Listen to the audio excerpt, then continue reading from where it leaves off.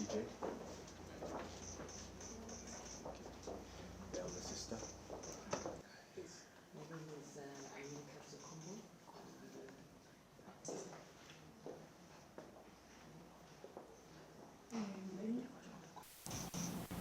It's difficult, and we can only say God gives, He takes, and He's the greatest comforter of all, to you and your family. So tumekuja kusema tu pole. Yeah, pole kabisa. The rest is we have a memorial service on the 11th at Regis Baptist.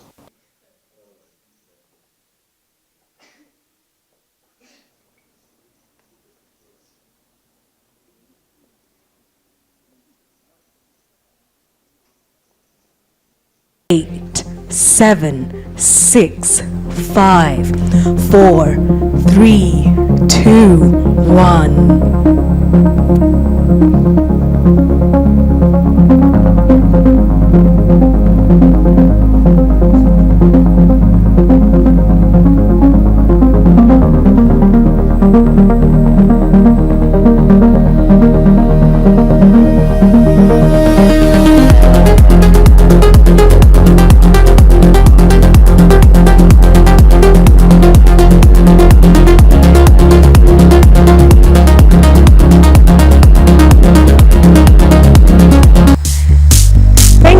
That is the launch of the digital remittance booklet. Congratulations. Wonderful. Thank you. Yeah, hand clap. That is very well. Congratulations on the launch of the investment strategy. Thank you very much. We have the team from the State Department. Congratulations. Great. I'll ask the directors of the State Department.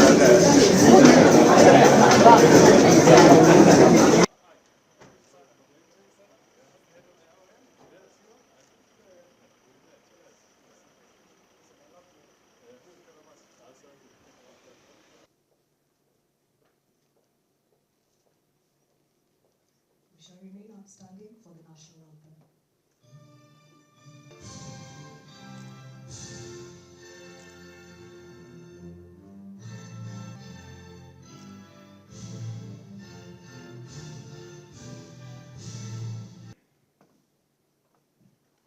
Thank you. Good afternoon. John McCarthy, our friend from IFAT, please karibuni to this event where we launch two critical presenting the British High Commission and also the UK International Development, who was very instrumental in coming up with the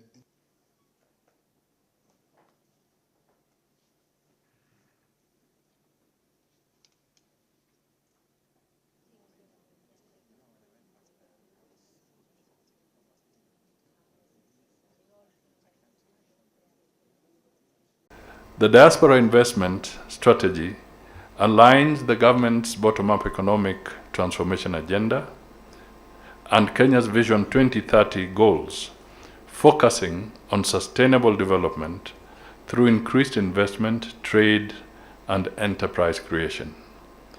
The Kenya Diaspora Investment Strategy is anchored on 5 pillars: building trust and enhancing diaspora investments, expanding investment alternatives such as diaspora bonds, pooled funds, and blended financing mechanisms. 3, increasing awareness of viable investment opportunities across priority sectors. 4th, improving the business environment to facilitate ease of doing business for the diaspora. 5, establishing a diaspora investment protection framework to enhance investor confidence. Further, the strategy identifies priority investment sectors, which include technology, agriculture, manufacturing, healthcare, renewable energy, infrastructure, and the creative economy. It also incorporates cross-cutting themes such as youth engagement, gender inclusivity, climate action, and second-generation diaspora integration. To this end, I am pleased to announce the Diaspora Investment Support Office, established under the Executive Order No. 1 of 2025, which will serve as the dedicated semi-autonomous agency responsible for implementing the strategy and coordinating diaspora investment, facilitation, and other stakeholders.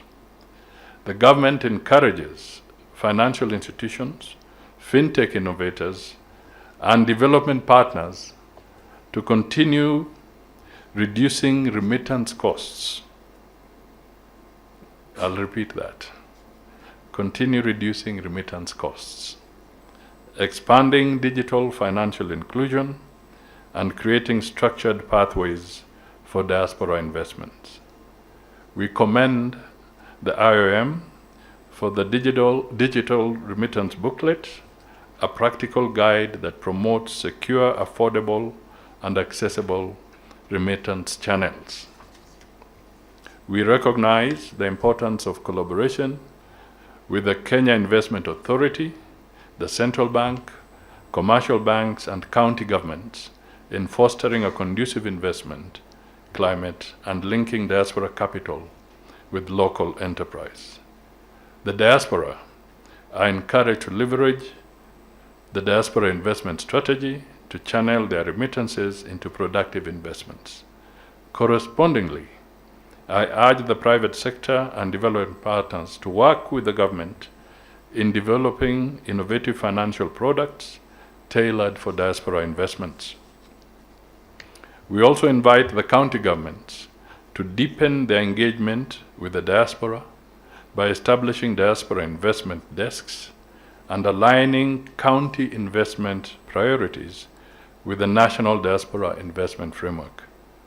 The government is confident that the successful implementation of the diaspora investment strategy will, among others, increase diaspora investments and savings, strengthen investor protection and trust, expand diaspora enterprise collaborations, and position Kenya as a premier destination for diaspora investment in Africa.